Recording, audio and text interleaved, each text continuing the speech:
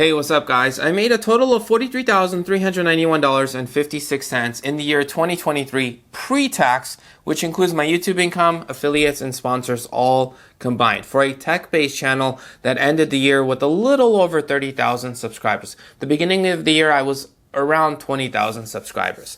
So if that's what you guys came here for, here are my numbers.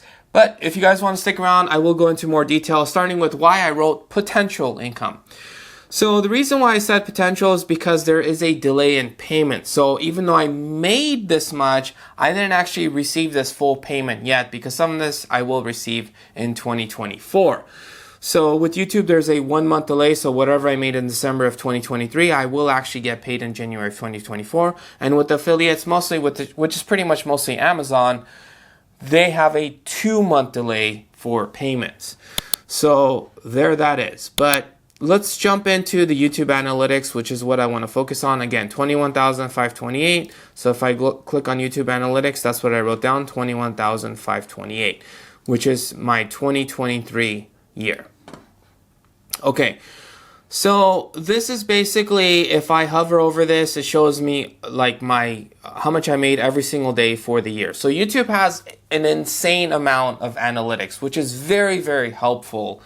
And we'll talk about that a little bit. But basically, this is how much I made daily. And then you'll see that there's some spikes. So I would say $50 to $60 is the daily average. And then you'll see the spikes right here. So July 11th, there was a spike. There's another spike around here.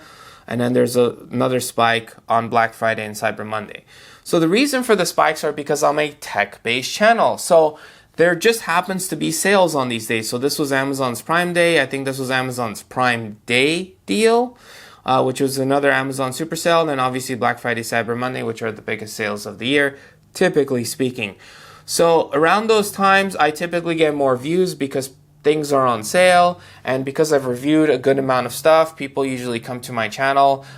Pretty much a lot of tech-based channels, not just mine, obviously, and then view content, or I also have setup guides on some stuff like routers and things. So sometimes people buy routers and then they want to know how to set it up, and then they check out my channel. So I typically get more views, and then advertisers also, in addition to getting more views, advertisers typically also pay a little bit more money during these times because in their minds, which I think is true, there's a higher chance of getting some people to click on the ads and possibly purchase things from them. So I think that's why ads are more expensive, which means because we're getting a cut of the ads, YouTubers can actually make more money. And again, because I'm a tech-based channel, this is usually my November is usually my best month. In July, because of Amazon and stuff. So you guys can see it here.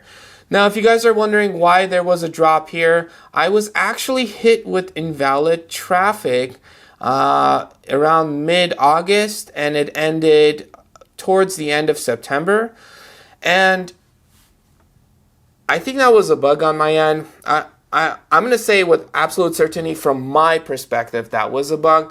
And invalid traffic, I can make a whole 20-30 minute video just on that. But basically, invalid traffic is YouTube defines it as like something that's not real views. So it's either bots or it's friends and family that are artificially clicking on your ads, which is, I don't buy bots. Why would I do that? So that was like a, so when I got hit with that, I was genuinely very, very surprised because I've been on YouTube for a number of years and I'm at 30,000 subscribers for a number of years. So the fact that I got hit with that and I'm at 30,000 subs, it's like if I was buying bots, I would have been at a few million subs by now. For the number of years I've been doing this, I have close to 400 videos. So it's not like I just started my channel yesterday. So definitely not that. And then family and friends, most of my family and friends have YouTube Premium, and then they're not always watching the stuff. Sure, obviously there are most likely family and friends that watch the stuff, but I highly doubt they're doing this. And I told them about it years ago when I started. So they've some of the people that have been family and friends that have been watching for a number of years. So if it was going to happen, why didn't it happen sooner? So I'm thinking most likely the cause was probably that someone was either trying to sabotage my channel or it was genuinely a bug. But I'm glad it kind of resolved itself. So that's why I would have made a little bit more money if that didn't happen. So that's what I would just want to say about that. Okay. So speaking about ads, so there's something called CPM and RPM. CPM is how much advertisers pay per 1,000 views, and then RPM is how much you actually get. So RPM is the more important number because it's the one that you're actually receiving. So you could see that in 2023, I got just pretty much 3 million views, and my average RPM was $7.06. Now, what do I say average? Well, each video has its own RPM, and then that averages out to a channel RPM. So some videos get paid more than others. So like my router videos, like this one's 850. All these top videos are router videos. So these are pretty good. And then I go down to like the speakers or the scooter videos don't pay quite as much. So this is a Segway Non-Max G2, which is a really good scooter. And then the RPM was 437. So I'll give you guys a scenario for this. So this one I got 104,000 views last year. Because my RPM was 437, I made $456.34.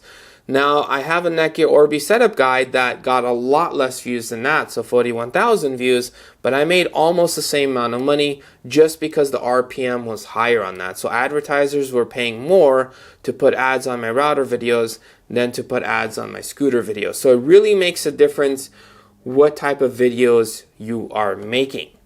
And then that pretty much gets into a channel sum. Obviously, I have RPMs that are even way lower than that, like 50 cents a dollar. And then YouTube Shorts are also give you very little RPM. The long form videos typically give you more, but YouTube Shorts, you could get a lot of reach with that.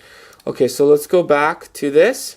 Let's look at a quick breakdown of where my ads came from. So most of my income were from ads, 95.7%. Some of it was from YouTube Premium members. Some of it was from Super Thanks. And some of it were from short feed ads. So you can actually make money if someone has YouTube Premium, is watching your content. You can still make money off that as well. And then obviously the Super Thanks. So thanks to whoever gave that. And then the short feeds. The shorts, they usually don't pay you that much, but they usually have better reach. You'll also notice that the top earning content for 2023, all 5 of them were router related. So most of the videos that I do are router related, and these are the ones that usually pay the most as well. And part of the reason for that is because they also get watched the most. So that's one of the reasons why I like to do the router videos. Also, I like to do the router videos because they're very helpful. So I get most of my questions and comments actually come from the router videos. So with YouTube Analytics, there's a lot of ways of looking at stuff. So first of all, you can see which videos pay the most, like the router videos. And then between that, it shows you how many views you're getting. Like on the last 48 hour on this router video, I got 1,067. And then it shows you like your graph, like this is the blue line is what this video is doing versus my channel average. So you could see that this one is actually doing much better than my channel average. So they kind of incentivize you to make these types of videos. And then there's this. This is the retention rate. So basically when someone clicks on the video, up until the first 33 seconds, 45% of people have left and 55% of people have stayed. And you might look at this and say like, wow, that's a lot of people that left, but most of the videos are actually like this. And this one's actually not too bad. So most people don't watch the entire video, and then you could see that there's spikes here and here. And the reason is because they're actually jumping to certain segments of the video. If you're considering doing YouTube, just know a few things. So this is what I've learned. Number one, if you are doing YouTube, just know it takes a lot of time. So you might see a 10-minute router video from me. That 10-minute video takes me about 10 hours to make. And it used to take me a lot longer. But you might be wondering, well, how does it take you 10 hours to do?